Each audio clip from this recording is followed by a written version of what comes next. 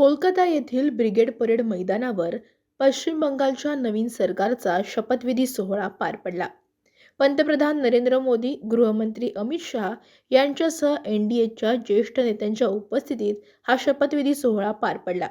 सुवेंदू अधिकारी यांच्या शपथविधी सोहळ्याला महाराष्ट्राचे मुख्यमंत्री देवेंद्र फडणवीस, उपमुख्यमंत्री एकनाथ शिंदे आणि उपमुख्यमंत्री सुनेत्रा पवार देखील पोहोचल्या होत्या. यावेळी नरेंद्र मोदींनी देवेंद्र फडणवीस, एकनाथ शिंदे आणि सुनेत्रा पवार यांच्यासह मंचावर उपस्थित असणाऱ्या सगळ्या एनडीएच्या नेत्यांची भेट घेतली. नरेंद्र मोदी मंचावर उपस्थित असणाऱ्या विविध राज्यातील अनेक महत्त्वाच्या नेत्यांना भेटले. मात्र एकनाथ शिंदेसोबत त्यांनी हात मिळवला. नरेंद्र मोदी काही बोलताच एकनाथ शिंदे जोरजोरात हसले. मंचावर नरेंद्र मोदी एकनाथ शिंदे यांच्या समोर जास्त वेळ थांबले होते. नरेंद्र मोदी आणि एकनाथ शिंदे यांच्या या भेटीची चर्चा आता रंगली आहे. सुवेंदू अधिकारी यांनी आज पश्चिम बंगालच्या मुख्यमंत्री पदाची शपथ घेतली है.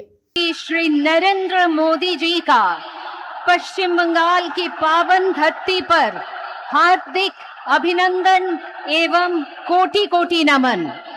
आइए जोरदार करतल ध्वनि के साथ स्वागत करते हैं सर्वप्रिय जनप्रिय प्रधानमंत्री श्री नरेंद्र मोदी जी का।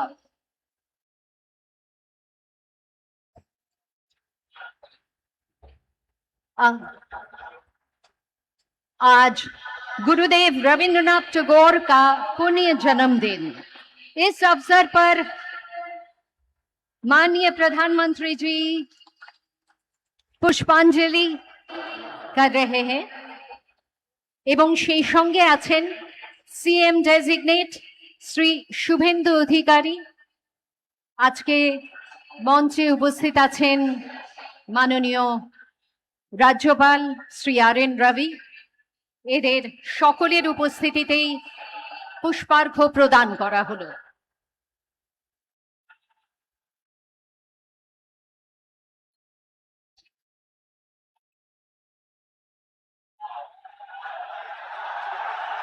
जोरदार कट्टल ध्वनि के साथ स्वागत कीजिए माननीय प्रधानमंत्री, परम आदरणीय प्रधानमंत्री श्री नरेंद्र मोदी जी का।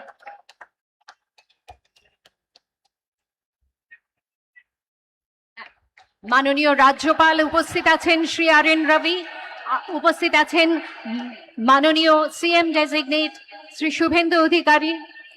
আমাদের মধ্যে উপস্থিত আছেন শ্রী শ্রমিক ভট্টাচার্য মহাশয়। আমি তাকে অনুরোধ জানাবো আজকে শ্রী মাখনলাল সরকার সম্পর্কে তিনি আমাদের বলবেন।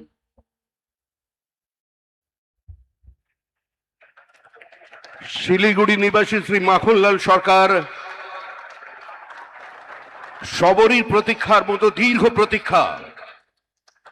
ভারত কেশরী ডক্টর শ্যামাপ্রসাদ মুখার্জি, যিনি ভারতের সংবিধান এবং ভারতবর্ষের অখণ্ডতার জন্য এই বাংলায় জন্মগ্রহণ করে নিজের প্রাণ দিয়েছিলেন, যাকে কাশ্মীরের জেলে রহস্যজনকভাবে কার্যত খুন করা হয়েছিল, এবং তার সেই যাত্রার যিনি সহযোগী ছিলেন, সেই মাখনলাল সরকার ৯৭ বছর বয়স হয়েছে তার, তিনিও আজকের দিনে আমাদের এখানে এসে উপস্থিত হয়েছেন।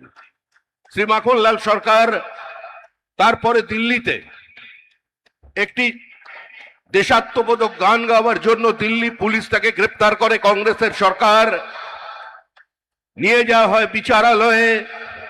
বিচারপতি বলেন তার উকিলের পরামর্শে যে ক্ষমা চান, আপনার মুক্তি দেব।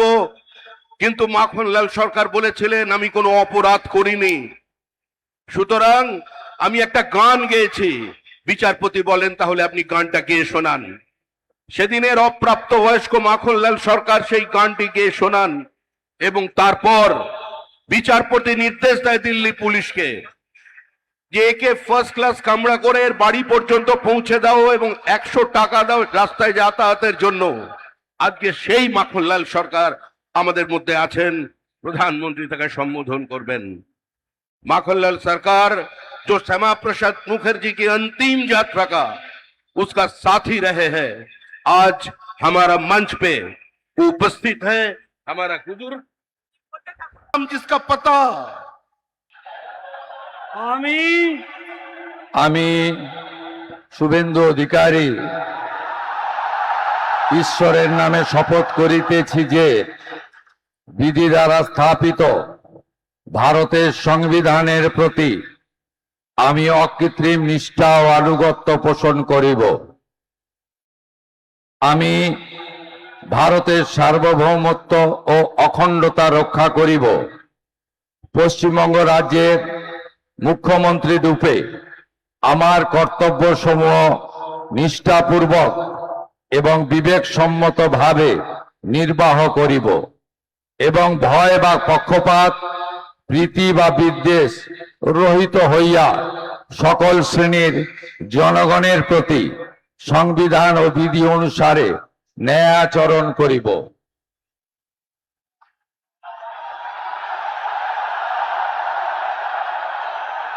আমি